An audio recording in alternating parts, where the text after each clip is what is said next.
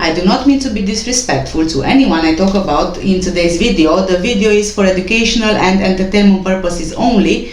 The information I collect is from the internet. I compile this information, make a video, and from this you guys are more than welcome to draw your own conclusions. Thank you. Hi everyone, and thank you so much for joining me. If you're new to my channel, hi, I'm Kat, and I usually talk about true crime, conspiracies, and all sorts of related things. So please don't forget to make sure you hit the big red subscribe button below, and also make sure you hit the notification bell so you are the first one to know about any new videos I upload. For my returning subscribers and viewers, I would like to thank you all so much for all the lovely comments I always read from you, and for all the support you are showing me. This is what keeps me and my channel going. Thank you so much. Today I want to talk to you about a very sensitive subject and also a very controversial one, which is Disney's dark history with kids. And I have to tell you guys, it's not just John Healy or Michael Laney, and it keeps happening and happening over and over again. Bambi, Mickey, Minnie, Donald Duck, Goofy, Tiger, Simba, Scar, Cinderella, Tinkerbell, Ariel, Jasmine, Rapunzel, Snow White, Cheshire Cat, Alice, Baloo, Scrooge McDuck, Buzz Lightyear, Nemo. For the vast majority of us, these are familiar names. Even the names of some of our favorite and most loved cartoons. Disney cartoons have found a way inside nearly every home, and Disney-themed children toys are easily found at grocery stores, online, toy stores, just about everywhere. Before the pandemic hit, Disney World was a go-to destination for a lot of families and adults looking to experience firsthand the playful cartoon world they grew to love. But, as with most things in this world, is not all pink, rainbows and unicorns. Sometimes what looks innocent on the outside, there's a rotten core inside. Disney is a great example of how a powerful multinational media conglomeration can completely be rotten from the inside, but on the surface it seems just pristine. Almost every kid loves at least one cartoon produced by Disney. The Walt Disney Corporation was established in 1923 and has been producing propaganda ever since. I know you might disagree. Disney is known for producing films and toys that are targeted towards children. But did you know that Disney helped create pro-war propaganda during World War II? Even though Walt Disney himself was a pacifist who believed that humans shouldn't fight, he wasn't opposed to give out his company at the request of the military-industrial complex. Disney began creating pro-war cartoons and showed wartime propaganda as a preview before releasing shows in theater. Allegedly, creating these propaganda films is what saved the Walt Disney Corporation from collapse, after his employees began to unionize and speak out against abuses. At one point, Walt Disney became an FBI informant. His FBI file is quite elaborate. I couldn't really go through all of it, but I did find some interesting things in the file. It seems Disney wanted to groom child audiences not only to be familiarized with work and employment, but to have a desire to be a good worker. He specifically wanted to do a series on law enforcement and the FBI as a career to get children interested in being an FBI agent while idolizing law enforcement. Keeping this in mind, it's very disturbing to watch inappropriate, hypersexualized cartoons and TV shows produced by Disney that appear to be grooming children to be comfortable living in a pro-pedo world. Not only did Walt Disney have military contracts to create propaganda films, but he was also working as an informant for an intelligence agency. He spoke on a board called Un-American Activities. It was stated that Walt Disney believed the employees of his corporation began to unionize as a result of communist involvement. Walt Disney died in 1963, but his corporation still lives on. Allegedly, his corpse is in cryostasis. Walt Disney is rumored to have been kept on ice this whole time until the science community is capable of finally cloning Not just his body, but also a copy of his consciousness, which will basically allow him to live forever. There are many allegations, rumors and theories that surround the name of Walt Disney. Everything from being an aggressive and antisocial boss, abusing his employees and ultimately firing them for trying to unionize, to being a high-ranked Freemason with an inappropriate attraction towards children, who also used his Cartoon Network dynasty to practice occult magic. But as with many internet conspiracy theories, there is a bit of truth to these conspiracies. There are some suspicious facts that connect the Disney cartoon conglomerate to a huge amount of pedos and rapists. Is it really just coincidence or something more sinister? Okay, let's have a look. Disney began presiding over Miramax in 1993, and then they became the handlers of the Hollywood rapist known as Harvey Weinstein. It was only in 2005 that they officially and legally went their separate ways. There have been a few lawsuits in recent years filed against Disney for their role and possible participation in Harvey Weinstein's behavior. However, the official statement from Disney was that Weinstein acted with complete autonomy and they had no idea of his history of rape and abuse. John Lasseter, the acclaimed head of Pixar and Walt Disney Animation, is another one with a long history of inappropriate behavior at work. He co-founded Pixar, and up until the Me Too movement began outing him for his sexual misconduct, he was fully employed with Disney. Once the allegations and rumors continued to spread, Lasseter stepped down from his role. But allegedly, Disney continued to pay him during this period of time. Lasseter took responsibility for his actions by issuing a company-wide email where he described his inappropriate actions as missteps. Missteps such as kissing and touching people without their consent, while also making inappropriate sexual comments towards them. Lasseter worked on the set of Toy Story, and the voice actresses came forward saying they were abused by him during their time on set. In 1995, Disney employed Vince Salva, a convicted child abuser, to direct the movie known as Powder. Salva was convicted of harming a child and producing child pornography while he was working as a director on a movie set. His victim was working on the set as a child actor.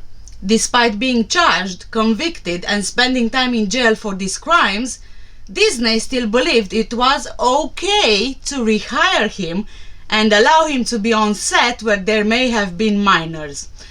When the victim of Salva's crimes began speaking out against Disney employing a child predator, Disney issued a statement saying Salva served his time and they were stood behind their choice to employ him.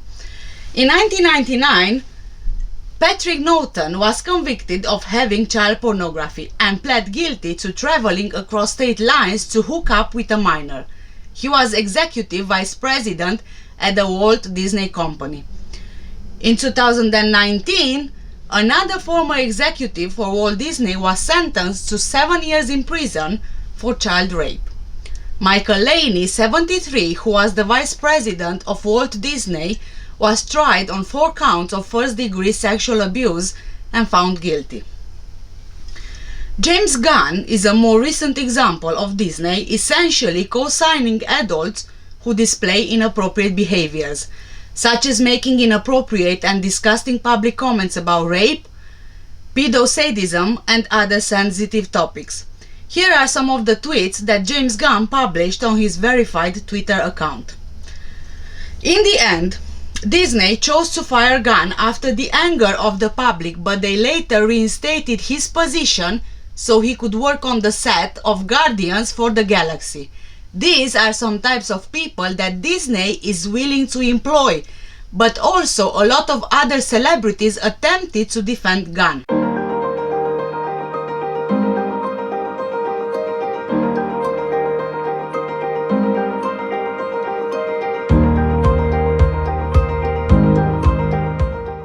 There are several claims of abuse made by former Disney child actors and actresses. Most recently, former Disney Channel star Ricky Garcia came forward with abuse claims that started from when he was as young as 12 years old. Bella Thorne is another example of a brave victim who started speaking out about the abuse and molestation that she went through while she was a child actor, starring on a well-known Disney show. Disney Corporation produces films and cartoons, but they also have theme parks and cruise ship lines, and they sell a variety of children's toys. In 1998, a 20-year veteran investigative journalist named Brian Ross of ABC News picked up on a story linking child rape and pedophilia to relaxed security at Disney theme parks. The journalist did a research study comparing the abuse that happened in multiple theme parks. The statistics confirmed Disney parks had a higher rate of child abuse than any other parks. According to the journalist, Disney parks didn't work well with enforcement officers. The story was canned right before it was supposed to air on an ABC 2020. And guess what? Guess what? ABC is owned by Disney. So, is it surprising that Disney essentially silenced a story that exposed their theme parks for not protecting children from predators? There have been dozens upon dozens of arrests made in relation to Disney theme park employees being linked to severe crimes against children. Everything ranging from accusations of physically harming children to possessing child pornography. It was only with extreme social scrutiny in 1998, after a lot of abuse claims, that Disney even required background checks. But even with the checks, there have still been cases of known child predators with criminal backgrounds who became employed by Disney despite implementing this new background check system. Actor Brian Peck was convicted of raping a child and spent time in jail, yet he was still able to find employment from Disney. Disney decided it was still okay to hire this child predator and allow him to work on sets where there were children working. He went through the background check process. He is a known and registered sex offender, and yet it was okay to put him around kids. More recently, in 2017, there was a massive pedo bust of over 35 people, all of whom worked for a Disney theme park. The people who were arrested ranged in from positions of management to ticket takers at the park entrance. The official comment from Disney regarding this situation was that the amount of people arrested in the pedo ring made up to 0.01% of their workforce. The acting police officer who helped arrest these child predators went on record to state that child predators have obvious reasons for wanting to work at the resort, and honestly, I fully agree with that. It makes sense that child predators would seek out environments where they can have access to children, and theme parks are known for being family-friendly places. Another interactive family-friendly product that Disney sells are extended cruises. Disney has a diverse range of international cruise packages. Many of these packages are marketed towards families and specify being child-friendly. Parents can even book a cruise where children can meet with their cartoon idols. Sadly, even Disney cruise ships seem to be following in the trend of being a haven for child predators.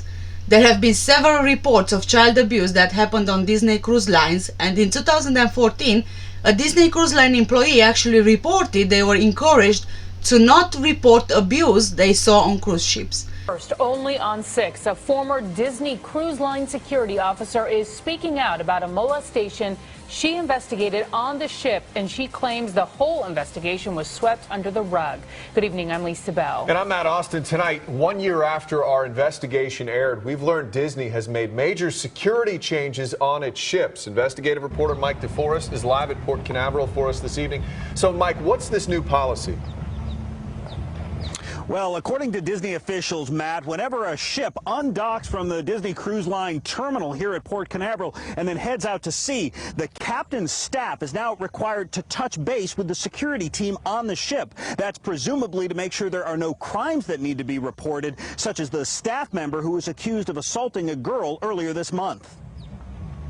When police arrested Disney Cruise Line cabin steward Ahmed Sofyan 2 weeks ago for allegedly molesting a 13-year-old girl on board a ship, Dawn Taplin gasped. I just happened to blurt out, wow, they finally did the right thing. Taplin, a former Disney Cruise Line security officer, was pleased the company immediately reported Sofyan's alleged behavior to U.S. authorities. The same cannot be said for an incident she investigated less than 2 years earlier when another crew member molested an 11-year-old girl inside the ship's elevator. It's not the first time I've cried on cases, but I mean, she's literally trying to get away from him. I mean, you see her kicking her legs at one point, just trying to pull away from him. That 2012 attack occurred at Port Canaveral while passengers were still boarding. We weren't going for another 2 hours or so. Taplin, who has more than 17 years experience as a police officer, says she offered to call her contacts at the FBI and Port Canaveral police. What was the reaction when you spoke up about it? It was just when you keep your mouth shut. Taplin claims the ship's second-in-command instructed her not to pick up the phone. If a crime is committed while you're hooked up anywhere here, it is an American, it is a United States, it is a Florida crime, period. And I was ordered not to be making any phone calls to anybody. Instead, the Disney Dream left Port Canaveral on schedule, with the young victim and the suspected crew member, Milton Braganza, still on board. But they wait for luggage all the time. I remember waiting till 6:30 one time on somebody's luggage.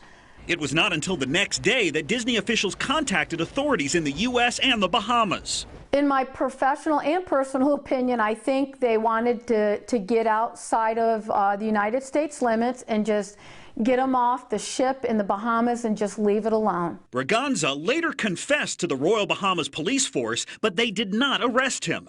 That's because the young victim's grandmother, who is from Brazil, said she did not want to prosecute. No, Disney wouldn't have gotten away with it if they were Americans. In a statement, Disney Cruise Line's president says, quote, "Since our inception, millions of guests have put their trust in Disney Cruise Line to provide safe and secure vacations, and we take that responsibility very seriously. We continue to learn from our experiences and make adjustments as required. We have tremendous confidence in our security operations and our security officers." One of those adjustments he's presumably referring to is that new policy now requiring that security team to touch base with the captain's staff here before they set sail from Port Canaveral. Matt? Mike, I'm sure that former security guard has her own phone. Why didn't she just call police herself to report that molestation 2 years ago? Well, she tells us she was afraid she would get fired if she disobeyed her superior's orders. She ended up quitting from Disney Cruise Line here just a couple weeks later, having only been with them for about 9 months. Matt? All right, Mike DeForest in Port Canaveral, thank you. But was it the Bahamas? Or some people say Epstein Island? Did you know that Disney cruise ships have been offering snorkeling experiences off of Little St. James Island, also known as Epstein Island? I found online some screenshots of the fees associated with the snorkeling experience at Little St. James Island. The screenshots are from magickingdoms.com website. It seems to have been at one point a Disney Cruise Line website. However, this website doesn't work anymore. And let's not forget, Disney chairman George Mitchell was accused of being a child rapist by Virginia Jeffries within the Epstein documents. Let's have a look at some more recent charges and accusations against more Disney employees. A child pornography sting operation in Central Florida led to the arrest of 17 people, including 2 Disney employees. One man was caught as he was attempting to meet a child for sexual favors, Polk County Sheriff Grady Judd said in a statement in November 2019. Two other men were in the middle of trying to get nude pictures from two different teenage girls using Snapchat and Facebook. Another man said that if he didn't look at child pornography, he would sexually batter children. Those arrested as part of the month-long police operation range in age from 19 to 77 and face a total of 626 charges, all of them felonies except 2 misdemeanors. Quote, "The people arrested during this operation prey on the most innocent and vulnerable among us, our children," the sheriff said in the statement. "Each one of these arrests has removed a predator from our streets and the internet." End of quote. Among the group are Brett Kinney, 40, of Lake Alfred, Florida, who told police he worked as a guest experience manager at Disney World, and Donald Durr Jr., 52, of Davenport, who was a custodial worker for Walt Disney World Resorts. Brett Kinney and Donald Durr Jr. were arrested in mid-October 2019 on suspicion of possessing child pornography and told authorities he had been viewing child pornography for 22 years and knew he was wrong, illegal and immoral, but couldn't stop himself and needed help. Donald Durr described himself to police as a pervert but not a monster. He had an electronic tablet that contained 3 images of child pornography. Disney told NBC News in an email that Kinney no longer works for the company and Durr is on unpaid leave. Also among those arrested was William Hage, 76, of Lakeland, who prior to his retirement was a middle school assistant principal. In December 2017, John Healy, the director of music publishing at Disney, was charged with 3 felony counts of child sexual abuse. Healy, 58, of Santa Clarita, was accused of sexually abusing 2 underage girls approximately a decade ago. He allegedly victimized the first girl when she was 15. According to the charges, he began abusing the second when she was about 11 years old and continued until she was 15. In a statement, a Disney spokesman said the company suspended Healy after being informed of the charges. Quote, "Immediately upon learning of this situation tonight, he has been suspended without pay until the matter is resolved by the courts," the spokesman said. Healy was arrested on November 16 by deputies from the Santa Clarita station of the LA County Sheriff's Department.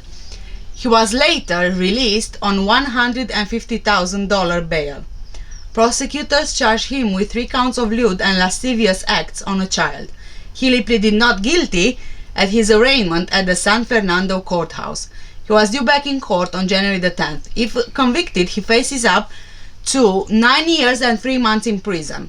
Healy's attorney, Robert Helfand, denied the charges. He vehemently denies these allegations and we will be fighting until the end to clear his name, Helfand said. "It's a shame. That's all I've got to say." End of quote.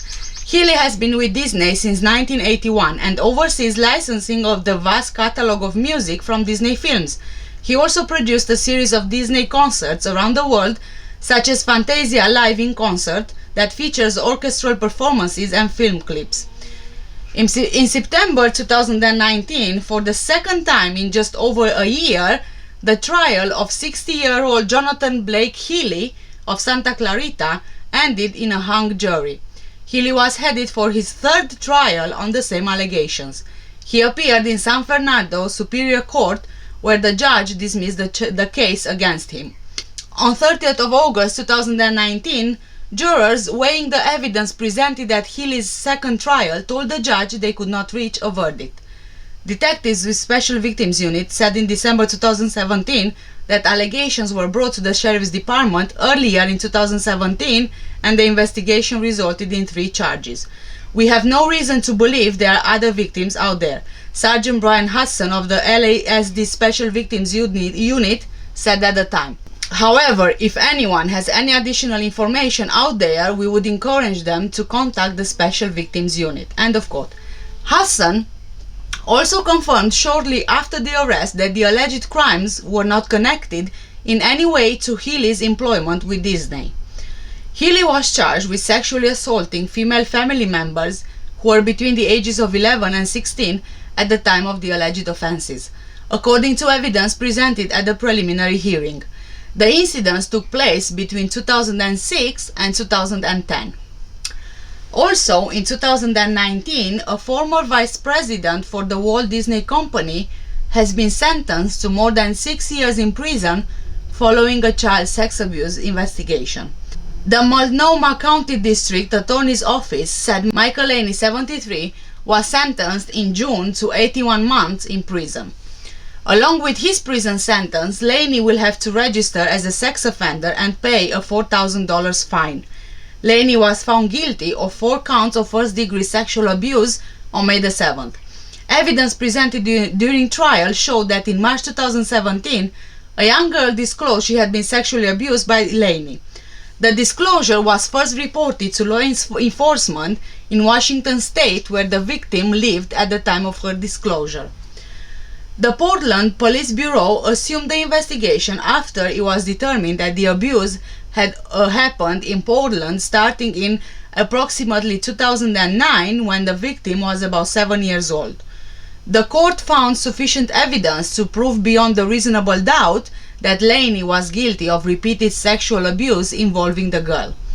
While conducting their investigation into the first reported disclosure of rape and sexual abuse by the defendant, PPB detectives learned of other allegations of sexual abuse involving Laney. One person told law enforcement Laney had sexually abused her while she was a minor in approximately 2007 when she lived in Portland, but the court found there was not sufficient evidence to prove beyond a reasonable doubt that Laney was guilty of this allegation. In 2019, a new New York law for individuals who were molested or sexually abused as children resurrected an old claim against Harvey Weinstein in a new lawsuit. Former model Kaja Sokola in December 2019 filed a sexual abuse suit against the Oscar-winning producer and named his brother Bob Weinstein, their old company Miramax, and that company's old owners, the Walt Disney Company, as defendants as well. Quote, "Instead of taking her to lunch as promised, Harvey Weinstein took Sokola without her consent to his apartment," the New York Supreme Court filing details of Weinstein's alleged assault of the then 16-year-old plaintiff in 2002 when Miramax was still a part of Disney. He would not let her leave until after he terrified and sexually abused her, states the suit filed by attorneys Doug Wigder and Kevin Mintzer seeking damages and a jury trial. This traumatic day has been etched in Sokola's mind every day thereafter, and it has caused her immense emotional pain and suffering. Even 17 years later and long after she gave up her dreams of acting or working in the entertainment industry. And of course, this is coming from the lawyers of Sokola. Previously, a Jane Doe in the class action filed against Weinstein in late 2017, Sokola went public in part to step outside the recently proposed and heavily criticized $25 million global settlement, calling the deal appalling. Wigder and Mintzer have already said they will not participate in the settlement for their clients. However, as the 67-year-old Weinstein prepares to go to trial next month on criminal rape charges that could see him sent behind bars for life if found guilty, the Empire State's relatively new Child Victims Act looks to have provided Sokola with a legal opening many other alleged Weinstein's victims lack. Harvey Weinstein should never have been in a position to sexually abuse Sokola, asserts the wide-ranging 23-page filing. In fact, Sokola only experienced this trauma because numerous individuals, including Robert Weinstein and other high-level officers and directors of Miramax and Disney, affirmatively enabled Harvey Weinstein's continuing sexual misconduct and looked the other way when they learned of repeated prior instances of Harvey Weinstein sexually harassing and sexually assaulting women he encountered in working for Miramax and Disney. Representatives for Weinstein, Disney, and other defendants in the matter did not reply to requests for comment. Yet, outside of her lawsuit, the plaintiff had more to say. "I originally filed my case under a pseudonym as part of a class action against Harvey Weinstein, his companies and associates," said Sokola in a statement released by her lawyers, but I cannot accept the proposed global settlement as fair or just, she noted. There is no accountability for the perpetrators, insufficient compensation for all of the victims, and millions of dollars going to people that I believe enabled Weinstein. I have long since moved on from modeling and because of Harvey Weinstein gave up on my dreams of acting, Sokola continued. I am grateful to do important work as a clinical psychologist and psychotherapist. As part of my professional education and experience, I have learned that some wounds never fully heal. Memories of sexual abuse are like a scar after a burn, but because the injury is to the psyche, it is invisible to everyone except the victim. By revealing my own scar, I hope to encourage others to speak up about their own experiences. First arrested in late May 2018, Weinstein is facing multiple counts of predatory sexual assault, 1 count of criminal sexual act in the first degree, and 1 count each of first-degree rape and third-degree rape. Subject to travel restrictions reinforced last August the 7th, the 67-year-old producer is now out on a $5 million bail after first entering a not guilty plea on July the 9th last year. Weinstein entered the plea of not guilty again on August 26 this year when a new indictment was added. Accused by Ashley Judd in a now temporarily halted case and failing to get a sex trafficking class action tossed out, Weinstein is also facing allegations from more than 60 women that he sexually assaulted or sexually harassed them, with a number of those women reluctantly participating in the floated $25 million settlement that is part of an overall $45 million deal.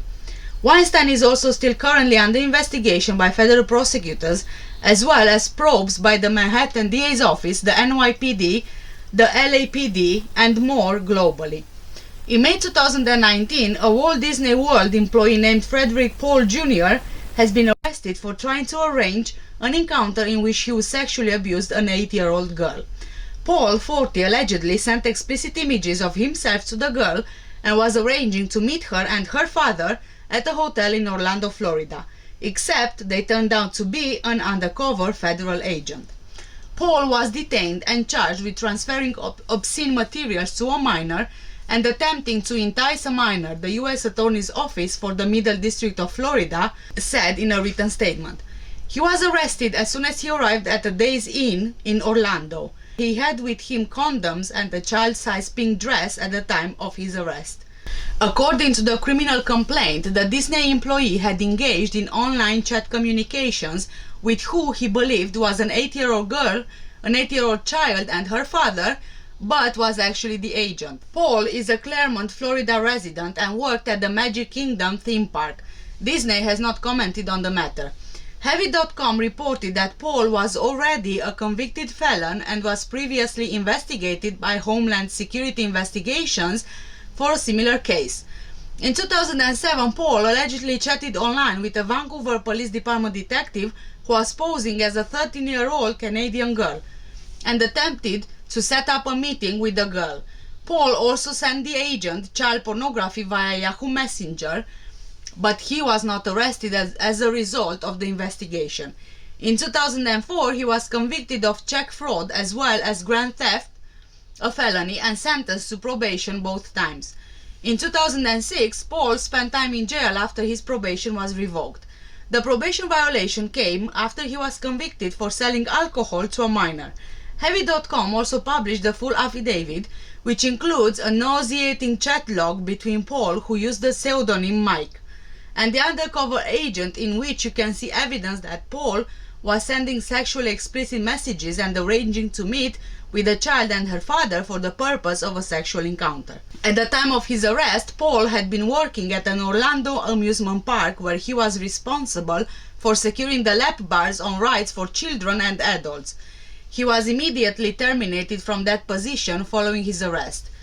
The amusement park was fully cooperative with law enforcement during their investigation, and there were no known instances of misconduct while Paul was working there. Paul had pleaded guilty to this offense on August 6, 2019.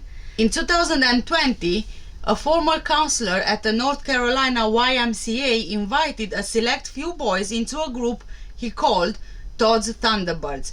took them on trips and gave them special privileges, all to sexually abuse them. Michael Todd Pegram, 48, faced criminal charges and pleaded guilty to first-degree sex offense and indecent liberties with a child in 2019 and is serving a 30-year prison sentence at Alexander Correctional Institution in Taylorsville, North Carolina. Now his victims have filed a civil lawsuit against him and the YMCA. Pegram was very charismatic with a larger-than-life personality, the complaint states. He also befriended the parents of these young boys and used the YMCA of Northwest North Carolina to facilitate his agenda. He manipulated these boys and their families, gained their trust, and then took advantage of them. A spokesperson for the YMCA of Northwest North Carolina declined to comment on pending litigation but said, and I quote, "We are saddened to hear and learn more about what these victims and their families experienced more than 25 years ago." End of quote. The lawsuit was filed February 13 in Forsyth County Superior Court on behalf of 7 men, including 2 brothers who said they were abused by Pegram in the 1990s and early 2000s. Pegram handpicked his favorite boys for his counseling group and made sure they were revered by others, according to the complaint. He also reportedly owned a DJ company and often hired them to work for him. The YMCA gave him access to their facilities and vans after hours, and he hosted sleepovers, took the boys camping and to the beach, and on one occasion picked up male strippers. He reportedly used the media room to show them porn. Parents of some of the young boys complained to administrators and employees of the YMCA of NWNC about defendant Pegram's inappropriate behavior, but nothing was done. The boys were between 10 and 14 at the time of the abuse, which followed a similar pattern according to the lawsuit. Pegram invited the boys to spend the night at his house, where they roughhoused with inappropriate grabbing and touching. He showered with them and sexually abused one in the YMCA's hot tub. According to the complaint, he lured at least one boy into his tent on a camping trip. Many of them now struggle with addiction, post-traumatic stress disorder, social anxiety, depression, trust issues, and suicidal thoughts. They are also in therapy. One mother committed suicide after finding out about her son's abuse. Pegram, who later moved to Florida, was arrested in 2017 outside the Walt Disney World Resort, the Orlando Sentinel reported. According to the newspaper, he was a cast member at the time. The complaint makes claims for negligence and infliction of emotional distress against the YMCA entities, saying they failed to properly supervise Pegram and didn't intervene after parents said something about his behavior. It also makes claims for assault and battery against Pegram.